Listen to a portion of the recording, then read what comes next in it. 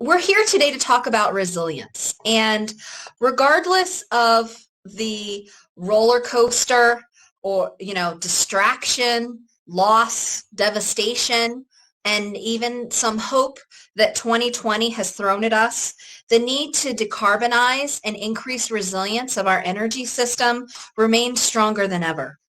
The challenges and tragedies brought upon our families and neighbors and economy couldn't elevate more the need for resilience.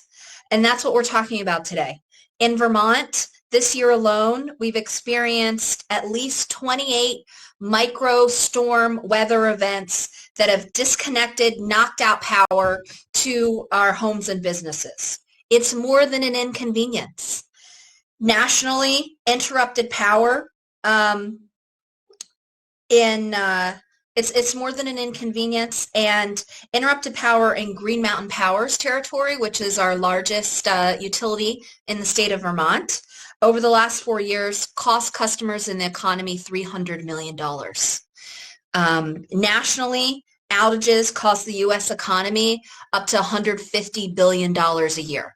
We know COVID's expensive, and we are working hard together to increase our resilience, our reliability with renewables, with energy storage, with smart technologies that are here today. The technology's here. We've got the solutions. And so I'm so thrilled to welcome many of our national, regional experts to talk about these issues with you today and really talk to you today about solutions and how we can propel them forward in a cost-effective, accelerated way.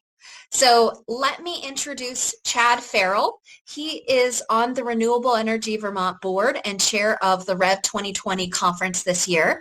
He also is the CEO and founder of Encore Renewable Energy, based here in Vermont, but working actually on the whole East Coast on storage, wind, brownfield redevelopment, clean energy projects all across the East Coast of the United States. So thank you so much, Chad, for joining us and introducing our keynote speaker this morning. Great. Well, thank you very much, Olivia, and thanks for setting the stage on this really timely and important and exciting aspect of our industry. Just a few housekeeping notes before we introduce Kelly Spees-Backman. I would just ask the audience to submit any questions that you may have during Kelly's presentation using under the stage chat function. And just a reminder to limit your questions to 500 characters. It's going to make things a heck of a lot easier and more efficient. And 500 characters is the limit. So without further ado, because I know we were a little bit delayed getting launched this morning with some technical difficulties, but it's my honor to introduce Kelly Spees-Backman. Kelly is the first ever CEO of the Energy Storage Association and has led the organization since its founding in 2017. She has spent over 20 years working in energy and environmental issues in the public, NGO, and private sectors. She's a former commissioner of the Maryland Public Service Commission, where, among numerous other efforts, she also served as the chair of the board of directors of the Regional Greenhouse Gas Initiative. She currently serves on the board of directors at the Northeast Energy Efficiency Partnerships, or NEEP, and is on the external advisory board of the Georgia Institute of Technology's Strategic Energy Institute. And in 2019, Kelly was named the Cleany Awards Woman of the Year. So on behalf of the REV2020 Conference Committee, please join me in welcoming Kelly Spees-Backman as keynote speaker for today's segment of REV2020, focusing on the timely and important topic of energy resilience. Thank you, Chad. It's so great to be here finally. I'm so sorry for my own technical difficulties. We, in this new world of remote everything, we do our best to show up on time and even a little bit early, and I had a few technical glitches this morning. So thank you for your patience. I'm going to just share my screen here.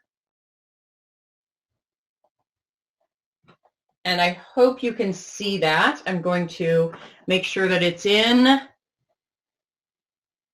screen share mode, slideshow mode. There we go.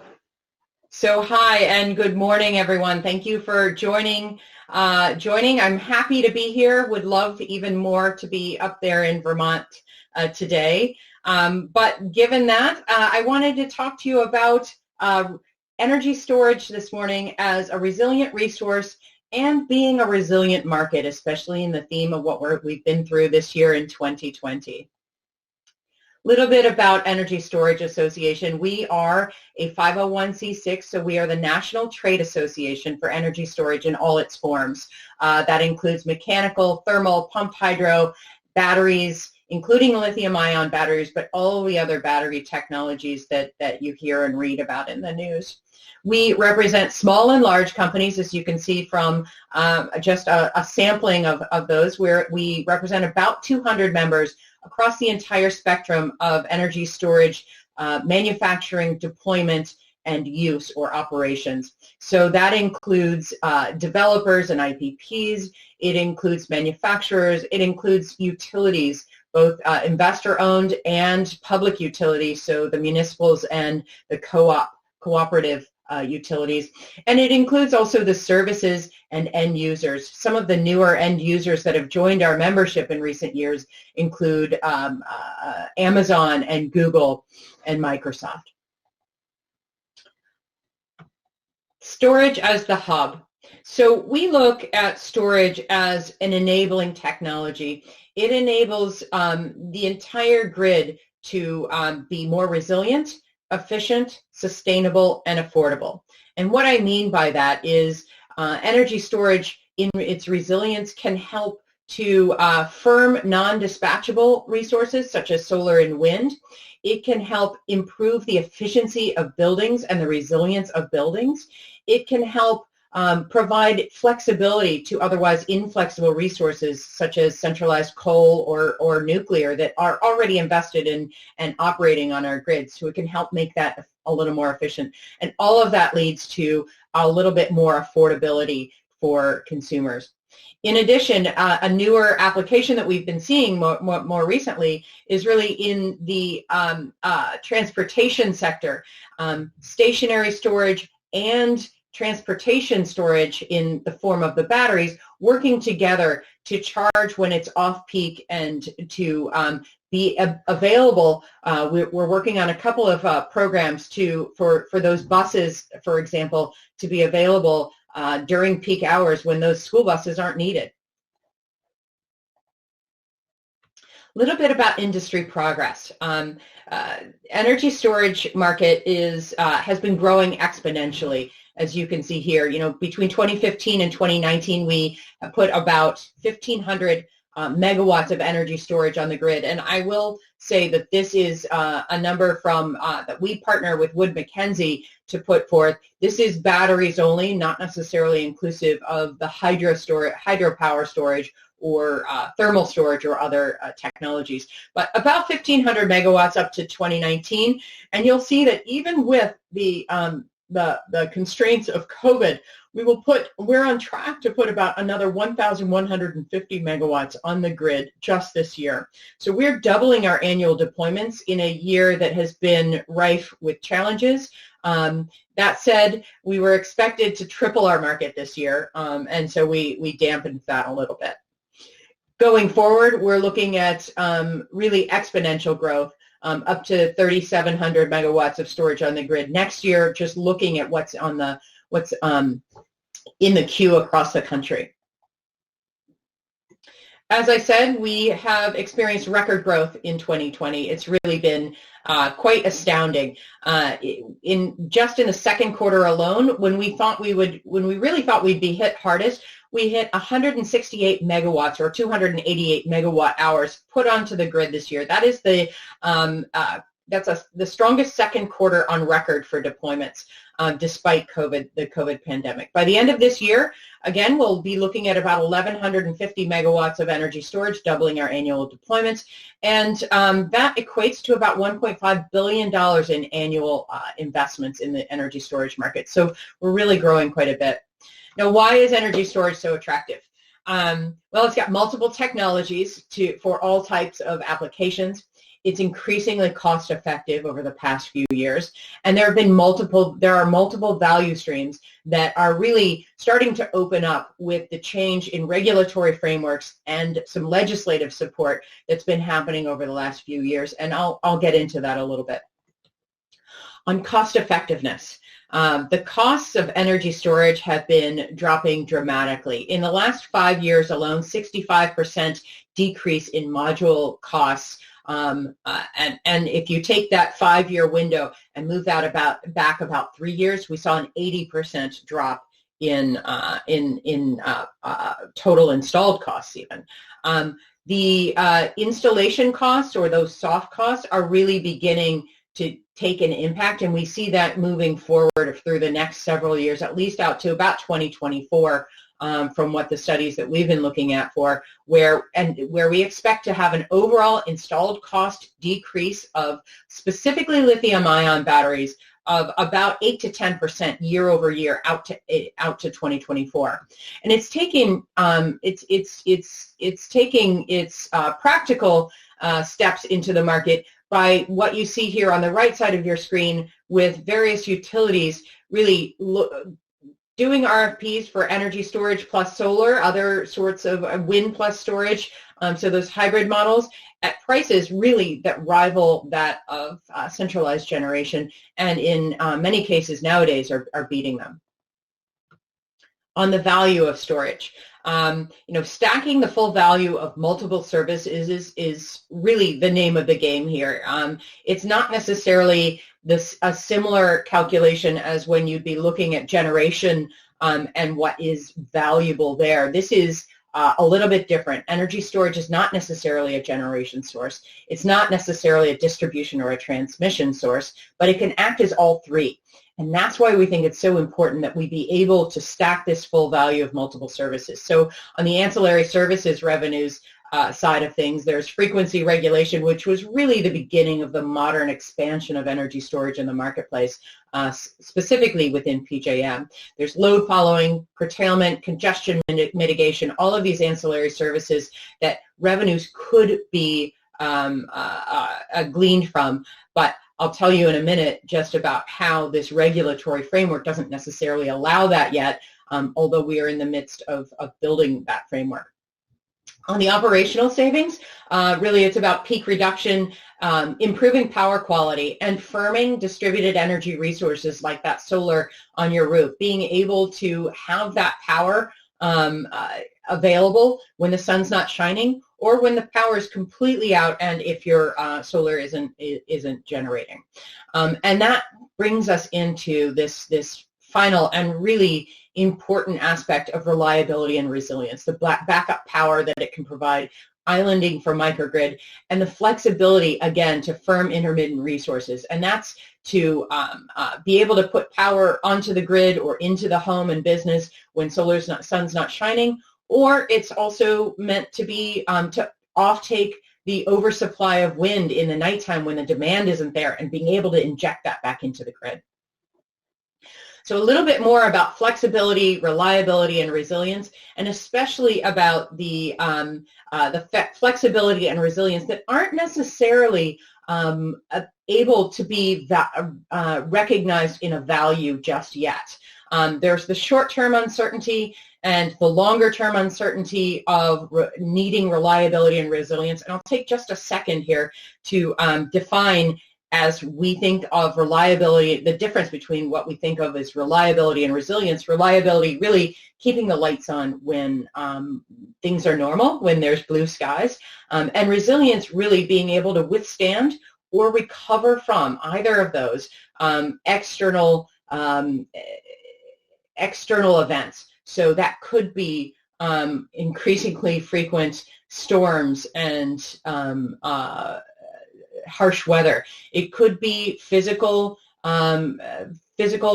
challenges or cybersecurity challenges. But being able to value that resilience in our markets is really where energy storage turns from being an enabling source to being extremely disruptive to the regulatory framework.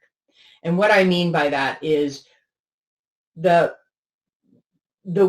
ability for energy storage to be able to pull in more than one revenue source for all the values it's been providing is really our reason for being at ESA. We are really working hard on that regulatory front and working hard on the legislative front to be able to bridge that time that it's going to take with the regulatory changes. So a little bit about those barriers. We think of it in three buckets. That the markets and the frameworks cannot value or compensate flexibility in and of itself. That storage is unable to compete in grid planning and procurements, and storage cannot access the grid, or it's constrained to a very narrow use. Again, having to do with the structure of our regulatory framework. Now, I have good news. FERC 841, which was an order put out in early 2018 to allow storage, to ask the markets, I should say, it directed the markets, PJM, New England ISO, New York ISO, really to allow energy storage to be compensated for those values, any value that it's able to contribute to the grid on a technical basis. So if it can do it, it has to be compensated for it. And that was a huge watershed moment. Now, I'll tell you, we are still in the midst in each and every one of these RTOs and ISOs of making sure that the order is faithfully implemented. And there was a new part to that recently having to do with FERC Order 2222, or as I like to call it, 2x4, because it's a lot easier to say. That addressed the distributed energy resources also being able to participate in wholesale markets. And that's for all distributed energy resources. So things that are behind the meter, like solar and on-site power, can actually now be, I should say, FERC has said that it should be allowed to participate in wholesale markets. There's still some things to work out yet on this. They have probably about 200, maybe now about 200 days for each of the ISOs to submit plans for that. Going back to barriers, though, the biggest barrier really this year has been COVID. Our market has not been immune to the challenges proposed with this global pandemic. We saw quite a shutdown, just as the entire world saw a shutdown as it hit the markets across the globe. We conducted a study of our industry, and 62% of those folks who were surveyed found that they had already begun to experience delays in project deployment. 63% expected decreases in their revenues. Manufacturers were hit the hardest. 75% of those folks expected revenue problems, and about 50% of those expected revenue decreases of 20% or more. So not small, and that's why you see, as opposed to the expectations of 3 times growth this year, we only saw 2 times growth. Still a really great story, still a positive for our market and for storage to end up being there in times of need for resilience and reliability, but not a challenge nonetheless. And so what we've done recently at the federal, and I'll talk a little bit about the state level as well, is we've, number one, asked for COVID relief for our industry.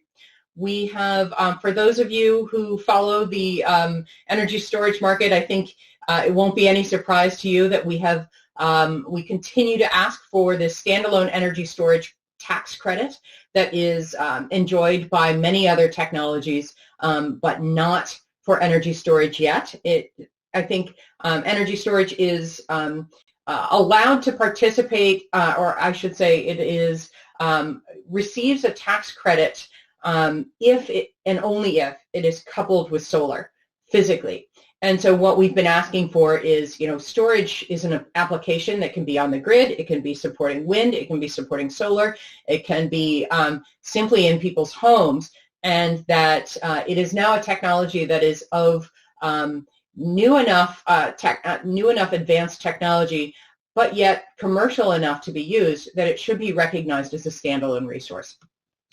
Some other things that we've done and seen is that's been really good news this year.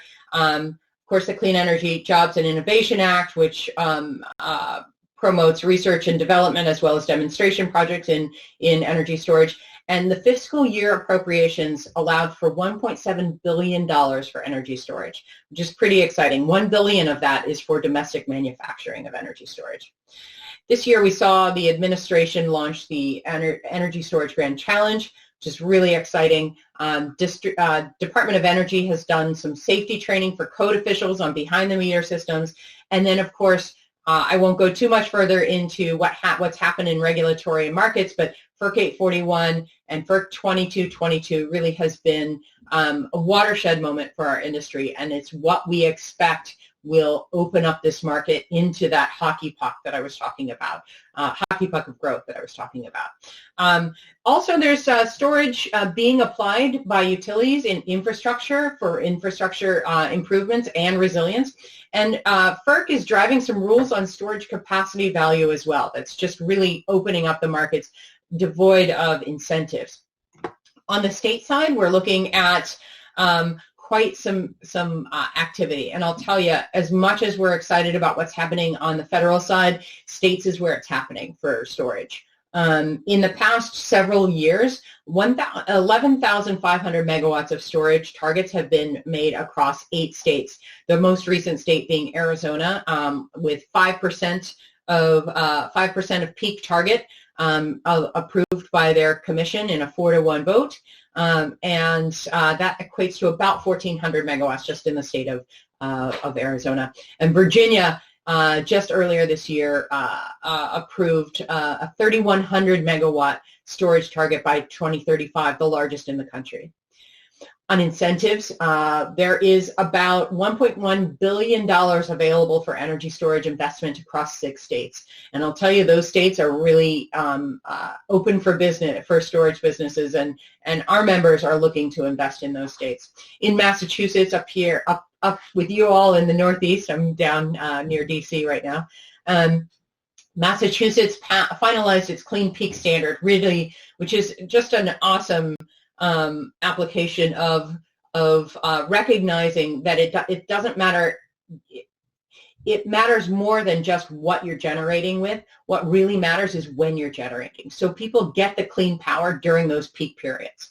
Now for planning, that's really kind of the nuts and bolts of what we try to make sure to get across, is that utilities and regulators understand that you have to first consider energy storage in your long-term planning. And that wasn't done, say, 5 years ago too much. Now 32 states require long-term planning for utilities to include energy storage. Now that's not saying you must use energy storage. It's just saying when you're looking at your distribution planning and when you're looking at your generation planning, you got to include energy storage, and you guys should actually talk about this and integrate it, because you don't want to necessarily double invest. You can use the same resource for multiple purposes. 11,000 megawatts to date has been selected in these states for long-term planning, and the sort of 3 major state energy associations, the National Association for Regulatory Utility Commissioners, the state energy offices, and the state utility consumer advocates, have all approved their own resolutions related to energy storage development. Now a little bit of a look ahead. This summer, we got together with the renewables industries, specifically the Solar, Wind, and Hydro Association, and we looked at where we were, where we are actually from the end of 2019, and we looked at where we could go. We each had our own visions, and we thought together, let's put this together and see what that means, you know, in the bigger construct. And from the energy storage perspective, we saw that the renewables industry was looking for this decade to turn out more than a majority of energy coming from renewable resources. Now that's energy, not capacity, by 2030. And we looked at the report that we had done back in 2017, and we looked at the progress we had made. In 2017, we declared that we saw a credible path to 35 gigawatts of new energy storage by 2025. So we extrapolated that plan. We looked at some of the public studies, and we found that especially when considering a majority renewables, it's not only likely, but it's probably necessary that we get 100 gigawatts of new energy storage on the grid in the next decade. Now, about 16 of that is going to be pumped hydro. So pumped hydro we see over the next decade, and we coordinated that expectation with the National Hydro Association and the Department of Energy. So about 16 of that being in the pumped hydro, and another another 84 megawatts or so, gigawatts or so being on the non-hydro storage. So that includes batteries. It also includes the mechanical and the thermal energy storage of longer duration that's going to be so important to reliability and resilience in the coming years. And last but not least, I will just close out with, I just wanted to make sure to give some time to talking about, we recognize that as our market grows exponentially, we have a really serious responsibility to the safety and to the sustainability of our industry. And so in 2019, we started with about 36, now we have about 60 companies that are involved in working towards guidance and working towards templates regarding safety and operational hazards, regarding end-of-life recycling, and regarding responsible supply chain practices, including minerals and mining. And so that's about all I had to report out. I would very much really love to have a conversation next. And so thank you for your time, and thank you for your patience with my little technical glitches there. Great. Well, thank you so much, Kelly. That was a whole lot of great forward-looking information. So thank you for your thoughts, and thank you for all the good work that you and folks at the Energy Storage Association are doing to further, again, this segment of our industry. So we have a number of really great questions, and we're going to go a little bit longer because we were a little delayed to get started. So we'll go till at least 9:50 here. So please keep those questions coming through via the chat. But I'll maybe just kick things off by asking a couple of quick questions if I could.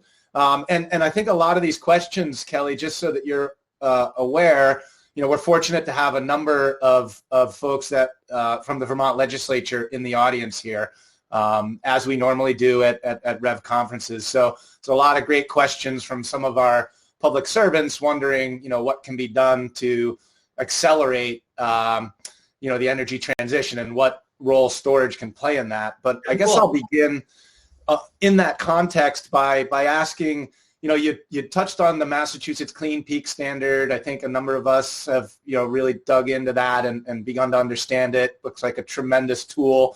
But I'm wondering if you could highlight maybe one or two other state policies that could be models for success, and speak to the legislative efforts in terms of getting those models off the ground. Yeah, thank you for the question, because really states are where it's at these days in terms of making sure that storage has an open participation in the markets, and that it's there not only just at the bulk power side, but really at the grid where it most impacts consumers and constituents. So the name of the game for storage in states is really, you could put it in three buckets. It's about setting targets, it's about passing incentives, and it's about making sure that there's updated planning for storage. So those three things.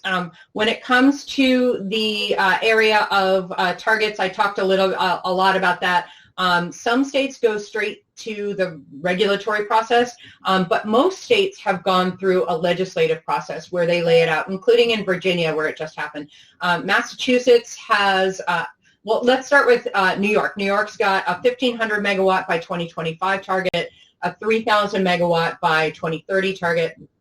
Massachusetts has a 200 megawatt hour by 2020 and 1,000 megawatt hours by 2025 target.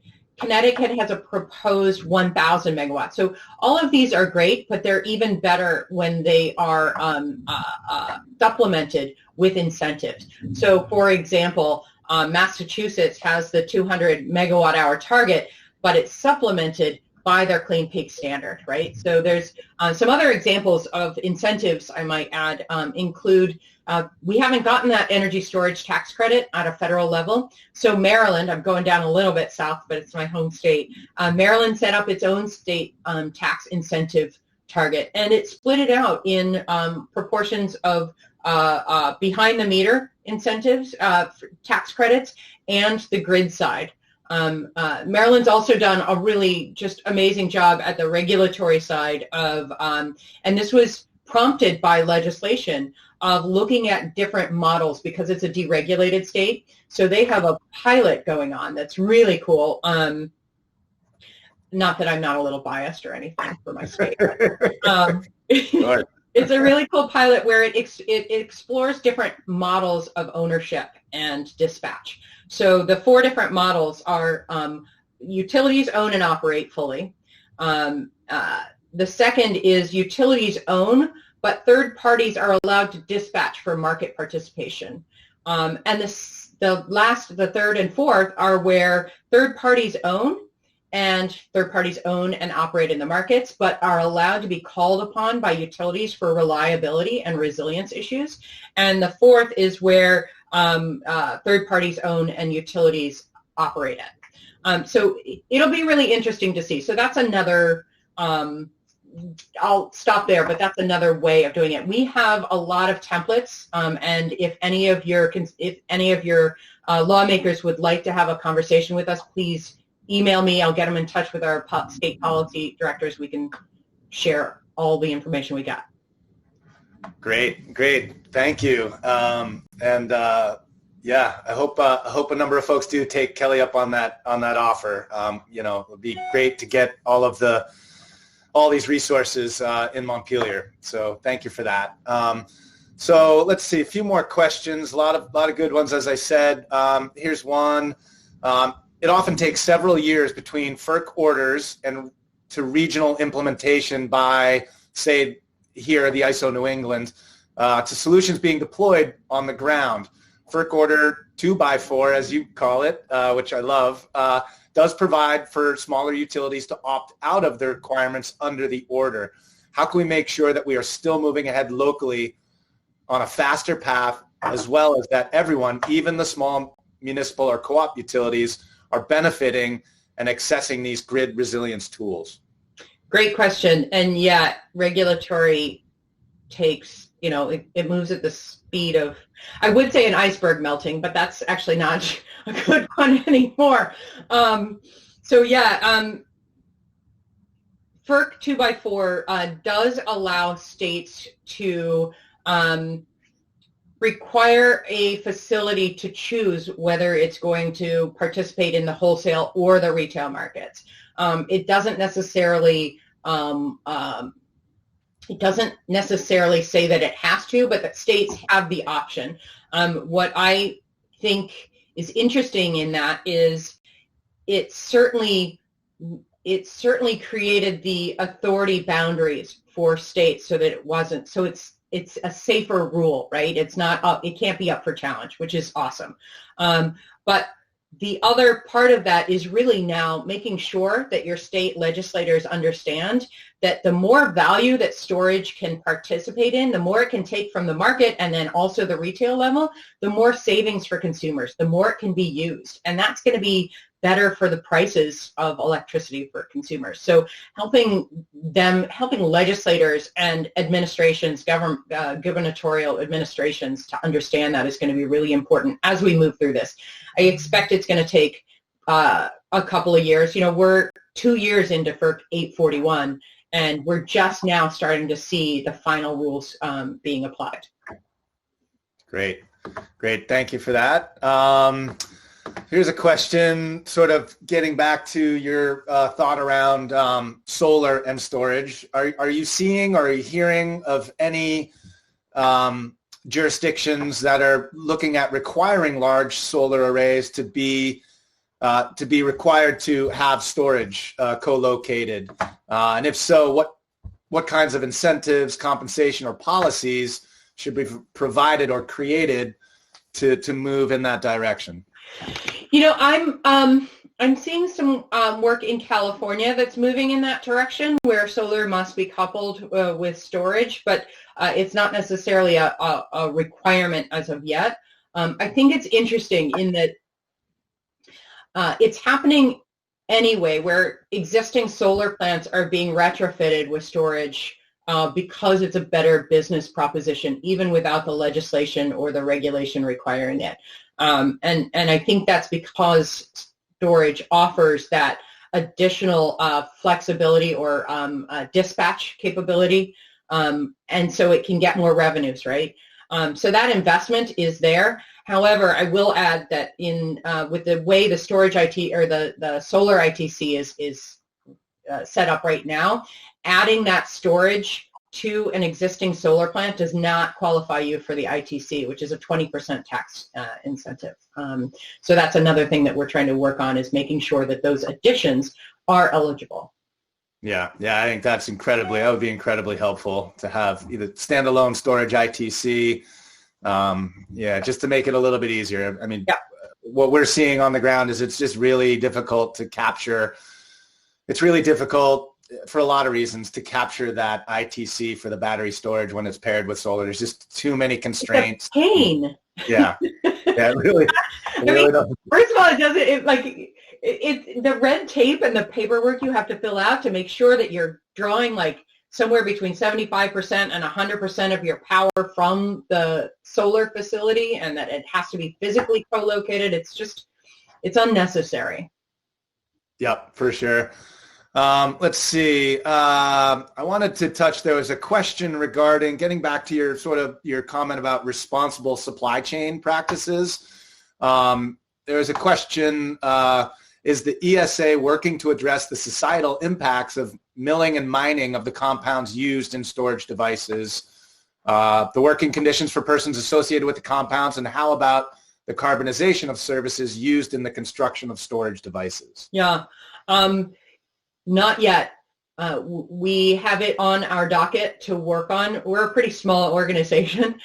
We started off first with specifically with operational hazards and safety, and making sure that the immediate potential threat of battery fires, that there was more information out there for people to, number one, avoid them, and number two, how local jurisdictions can deal with, and what are some best practices for making sure that operational safety is in place. We are right now, and so we went through that process. The next process that our task force for corporate responsibility is involved in is end of life and recycling, and setting up, for example, template RFPs for folks to use in that section of how to deal with the end of life. And then the third, which is what we're going to be kicking off in 2021, is really moving into those very specific issues that you asked about. But we had to phase it because we're 10 people. It's a lot of work to do. But it's really important work, right? As we scale the industry, just more and more questions around sort of end-of-life issues, sustainable practices in terms of developing these technologies. I think it's just going to be it's going to be really important to address those questions. It's incredibly important, and you don't have to be a member to join our task force.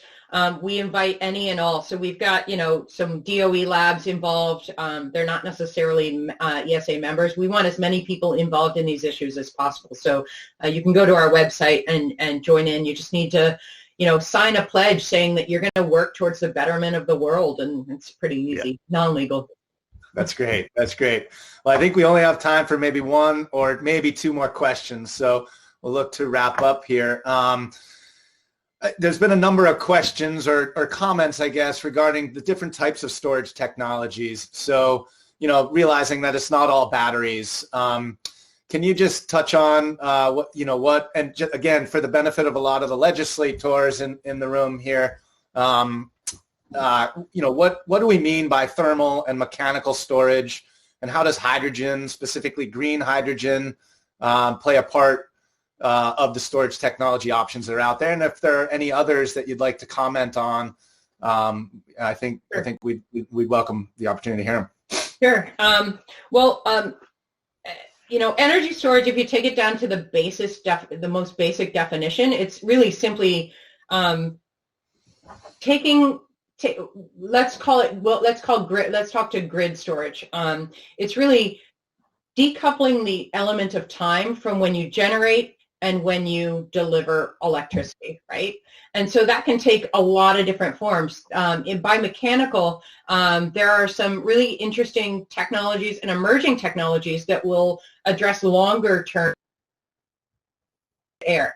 Now that's been around for a really long time, but there's a lot of R&D in getting the economies of scale there and really tech transfer into the commercial side of this. I think that's a really interesting and promising technology. For thermal storage, one of my first, in my very first job, I was a mechanical engineer, HVAC plumbing design engineer, and I did an ice storage project where you'd make ice in the middle of the night when it wasn't, is super cool. So you make ice in the middle of the night and then you run air across it during the day, and now you're like able to cool your building, like your commercial building, like for much, much cheaper. That's energy storage. That's a really simple example. Great. Thanks for that.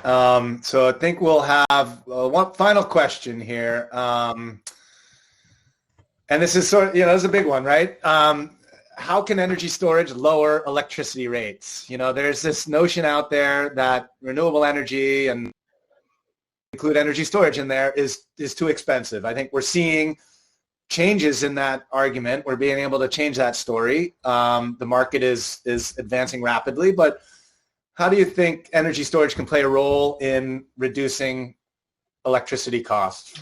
It's really simply a matter of improving capacity factor on the grid, whether that be at the distribution level, the transmission level, or the capacity factor of the generation sources you've got. If you've got a 14 to 18% capacity factor of solar, and you're able to take that off the grid, and or let me use wind, it's probably a better example. So you've got a 20 to 30% capacity factor at best for wind. If you're able to keep running that asset that you've already invested in, you can get your capacity factor, depending on how much storage you've got, up to 40, 60%. That is going to play into, what the market has to pay per kilowatt hour, and that's going to play into what consumers have to pay to help keep their lights on, right? That's fantastic. Well, thanks so much for that answer and all the others, and thank you so much for a really insightful presentation this morning. This stuff is the future. I think all of us here at Renewable Energy Vermont and within the state of Vermont are excited about the opportunity for this technology to be part of our energy mix moving forward. And I see Olivia joining the stage here, so I'm going to pass the baton back to Olivia and say thanks again, Kelly. It was really terrific to have you here. Quick plug on that second question, recent question about different technologies. At 11:15, we will be having a technology showcase where folks will be able to get an understanding of some of the additional technologies that are out there. So, awesome. But again, Kelly, thank you so much for your time. We really appreciate it. It's been a lot of fun. Thank you so much. Have a great day. Thank you so much, Kelly. Bye. Thanks, Olivia.